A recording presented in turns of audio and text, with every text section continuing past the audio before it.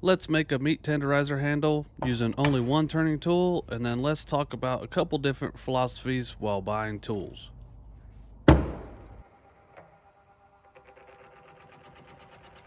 I turned this project and I didn't even think about it, but at the end of it I was like, I just used one tool on this, and then it got me to thinking about the different philosophies when you buy tools.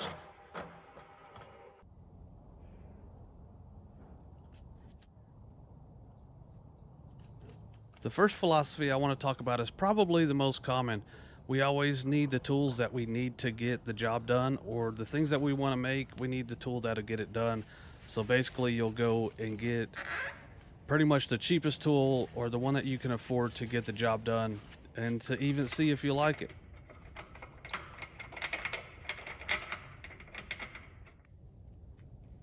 This is exactly what happened to me with my lathe and my turning tools.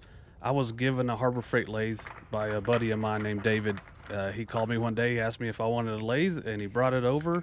He got it out of auction. We had to clean the bird's nest out of it, get everything going again.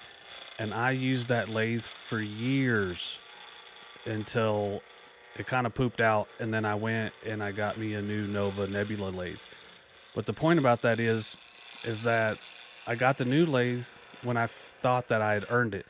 I got the old lathe and it did me just fine. I did tons and tons of projects on it. I learned a lot, and it was time to graduate. So I guess that's the first one. This turning tool that I'm using right now is the Easy Wood Tools negative rake finisher.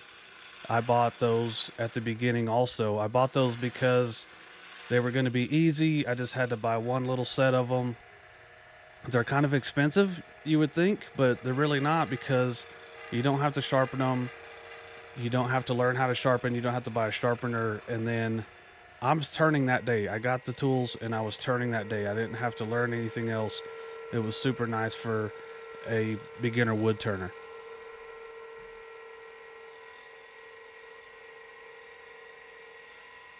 Now, there's always the argument for traditional versus carbide tools. I have my opinions on that, but we'll leave that debate for another day. Now, this philosophy goes past wood turning, woodworking, making. It goes past that. I used to be a mechanic, and I started off with a very basic set of tools. And I had a rule for myself. If I had to borrow a tool more than twice, I had to go buy it. So when the tool truck came, I would just go buy it. Some months I didn't have a lot of money left over, but at the end of it, I had a pretty respectable tool collection. And when the people say I could fix that if I had those tools, I could tell them I didn't have those tools when I started.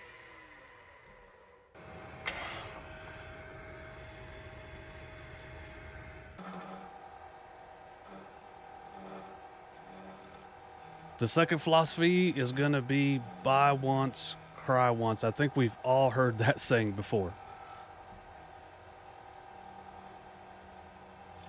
I think one of the reasons that people do the buy once, cry once is because you're going to get exactly what you want. You're excited to have it. You're going to maintain it better.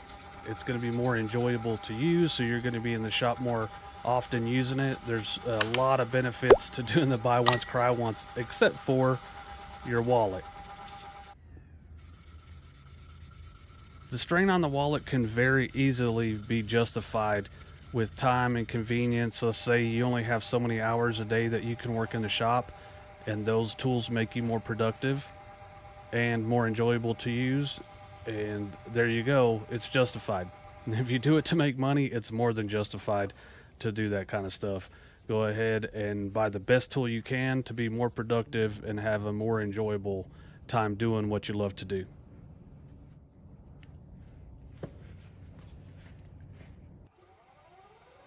As I look around my shop, I see many different tools, many different price ranges for many different processes around the shop, and they all go by individual basis. Sometimes it's hard for me to decide if I want to just jump in head first or if I just want to buy a lesser expensive tool to get started. Let me know in the comments what you do. I'm curious to know what you do, and we can even have a discussion on there about carbide versus traditional. A respectful, nice discussion down there. Let's keep it classy. And then let's check out this thing we just made. God dang. Let me know if you enjoyed this style of video. If you did, go ahead in the comments and let me know. If you didn't, let me know. And at the end of this video, I'm going to put a link to a video of another handle I made that glows under a black light, and it's an instructional video. So go down there, and I'll see you on that video, and we'll see you next time.